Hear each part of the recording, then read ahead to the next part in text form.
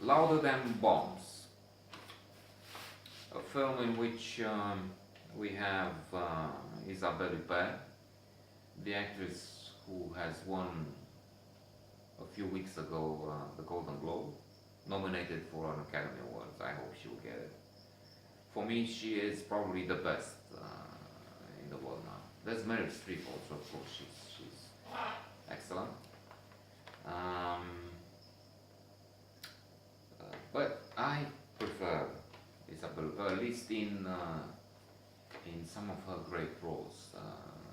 Pianist, and a good many others. So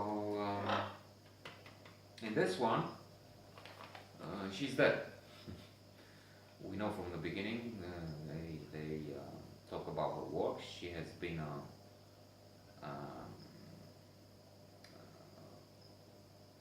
famous, acclaimed, internationally photographer, going to war and showing so many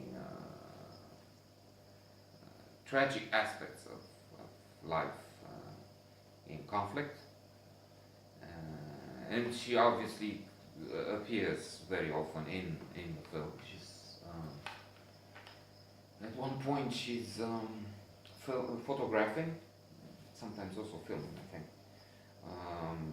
the burial of a young boy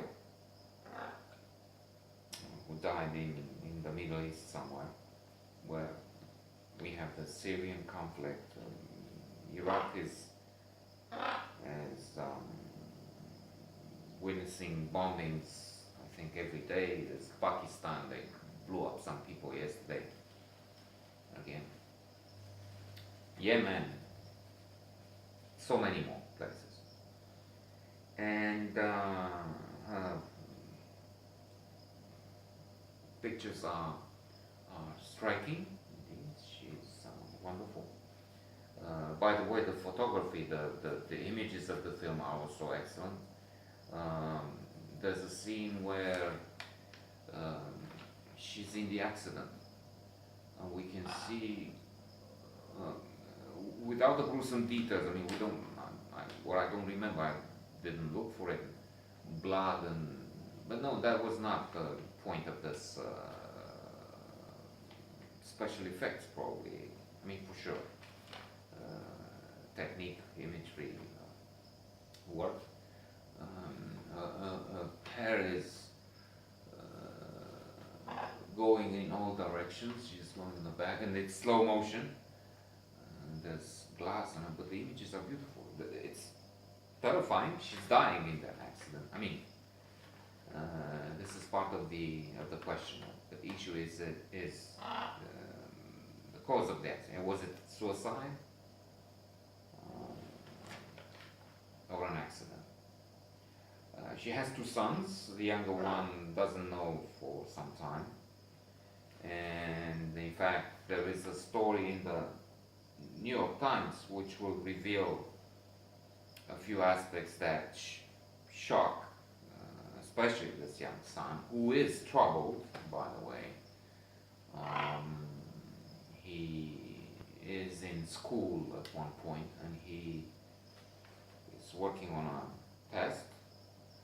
When the time comes to give the test back, he's changing his mind and erases his answers. The teacher, who happens to be the lover of his father, it's now 2 years since his mother has died, says, no, I saw you erased. Write until I get the other papers. Write back what you... No, that wouldn't be fair. Listen to me, sit down and write back, because you wrote answers and I saw you. And he's standing up, throws the test paper up, and even more sort of unimaginable and unreasonable, he spits on this teacher. Okay, I understand you, but this is way too much. But he is a troubled young man. The mother was absent for a long time. We learned at one point that she was involved with another man. They also say in discussing the article about her and her work, which by the way was shown in some exhibitions, that being a journalist and in this particular field of going to war, to violent places, is taking a toll, is very stressful and affects the individual, his thinking, his life. And at one of these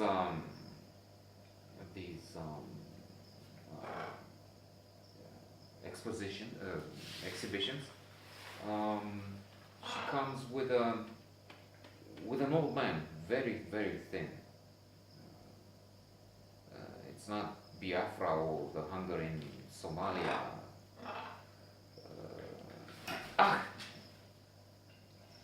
And all that, but still,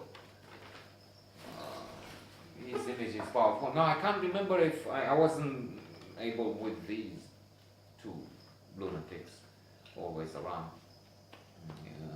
to see everything, every moment. And here I don't know if I think it was a dream, and I don't know who. Maybe the youngest son. We also have another dream where she has some intimate relations with someone, and she dreams that her husband is in a car nearby, just watching. He's asking. I was just when she's telling him the dream. I was just watching. Yes, and I didn't see you, but I smelled smoke of cigarettes. It is strange at times. There are also some other relationships. There's also the older son, who's played by the actor in the lead role in The Network, the one who played Mark Zuckerberg. I forgot his name, J.C. Weisenberg. He's good. He's good. And the film is interesting. It was nominated for the Palme d'Or.